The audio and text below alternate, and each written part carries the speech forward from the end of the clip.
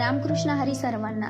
भार्गवी सप्तरंग चॅनलवर नवीन ब्लॉगमध्ये सर्वांचे मनपूर्वक स्वागत.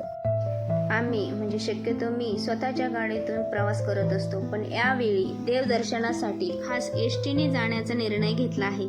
त्यामुळे हा प्रवास आमच्यासाठी एक नवीन आणि वेगळा अनुभव असणार आहे.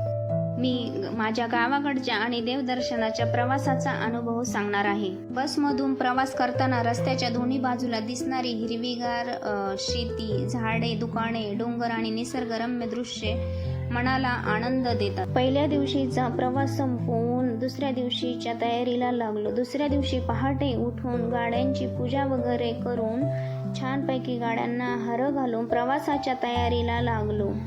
प्रत्येक जण ज्याच्या त्याच्या वेळेनुसार येत होता. सर्वांना एकच टायमिंग दिलेला होता, त्यामुळे सर्वजण एक एक एक एक करून सर्वजण जमा झाले व सर्वांचा एक फोटो पिक काढून प्रवासाला सुंदर सुरुवात केली. आज आपण निघाला आहोत एका खास आध्यात्मिक प्रवासाला. सर्वप्रथम आपण जाणार आहोत संत एकनाथ महाराजांच्या पवित्र नगरीमध्ये, पैठण येथे.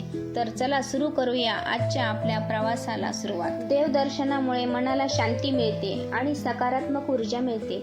आपल्या महाराष्ट्रात अनेक संतांनी भक्ती आणि समाजसेवेचा संदेश दिला आहे. त्यापैकी संत एकनाथ म्हणजे महाराष्ट्रातील महान संत, समाजसुधारक आणि कवी होते. त्यांचा जन्म पैठण येथे झाला. त्यांनी समाजाला समानतेचा आणि भक्तीचा संदेश दिला. त्यांनी जातीभेदाला विरोध केला आणि सर्वांना प्रेम, दया आणि मानवता यांची शिकवण दिली. संत एकनाथ महाराजांनी अनेक अभंग, भारुडे आणि ग्रंथ लिहिले. त्यांचे एकनाथी भागवत अत्यंत प्रसिद्ध आहे. आजही लाखो भक्त त्यांचे विचार आचरणात आणतात. आम्ही पैठण येथे गेलो असता तेथील वातावरण अतिशय शांत आणि प्रसन्न होते. मंदिराच्या परिसरात सर्वत्र भक्तिमय वातावरण अनुभवायला मिळाले. सकाळचा टायमिंग होता, त्यामुळे सर्व दुकानं शक्यतो बंदच होत्या. 2-3 भक्तांच्या मुखातून सतत हरिनामाचा गजर ऐकू येत होता, त्यामुळे मनाला खूप शांती मिळाली. मंदिराजवळचं पवित्र वातावरण खूपच सुंदर होतं. गोदावरी नदी तिथून जवळच वाहते. गोदावरी नदीला दक्षिण गंगा असेही म्हटले जाते. नदीचे स्वच्छ पाणी, काठावरील सुंदर दृश्य आणि मंद वाहणारा वारा मनाला खूप आनंद देतो. अनेक भाविक नदीत स्नान करून दर्शनासाठी जातात. गोदावरी नदीचा उगम महाराष्ट्रातील नाशिक जिल्ह्यातील त्र्यंबकेश्वर येथे झाला आहे. ही नदी महाराष्ट्र, तेलंगणा, आंध्र प्रदेश अशा अनेक राज्यातून वाहते. पैठण शहर हे गोदावरी नदीच्या तीरावर आहे. संत एकनाथ महाराजांचे जीवन आणि कार्य या नदीशी अतिशय जवळून जोडलेले होते. संत एकनाथ महाराज दररोज गोदावरी नदीत स्नान करून पूजा अर्चना करत असत. त्यामुळे या नदीला धार्मिक आणि ऐतिहासिक महत्त्व प्राप्त झाले आहे. गोदावरी नदीच्या काठावर उभे राहिल्यावर शांत आणि प्रसन्न वातावरण अनुभवायला मिळते.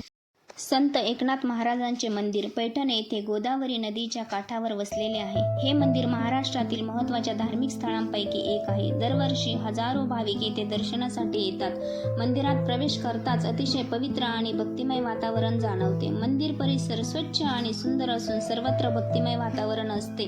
ज्ञानोबा, माऊली, तुकाराम आणि जय जय रामकृष्ण हरी असा नामघोष या नामगजरामुळे संपूर्ण परिसर भक्तिरसाने भरलेला असतो. मंदिरामध्ये संत एकनाथ महाराजांच्या पादुका आणि समाधीचे दर्शन घेता येते. भाविक मोठ्या श्रद्धेने दर्शन घेतात आणि आशीर्वाद प्राप्त करतात. मंदिरात दररोज पूजा, आरती, भजन आणि कीर्तन यांचे आयोजन केलेले होते. संत एकनाथ महाराजांनी समाजात समानता, प्रेम, दया आणि मानवतेचा संदेश दिला. त्यांनी जातीभेदाला विरोध करून संपूर्ण सर्वांना एकत्र आणण्याचे कार्य केले. त्यांच्या विचारांचा प्रभाव आजही समाजावर दिसून येतो. मंदिर परिसरात येणाऱ्या भाविकांना मानसिक शांती आणि समाधान मिळते. हे केवळ धार्मिक स्थळ नसून सामाजिक एकतेचे प्रेरणास्थान आहे. रामकृष्ण हरी.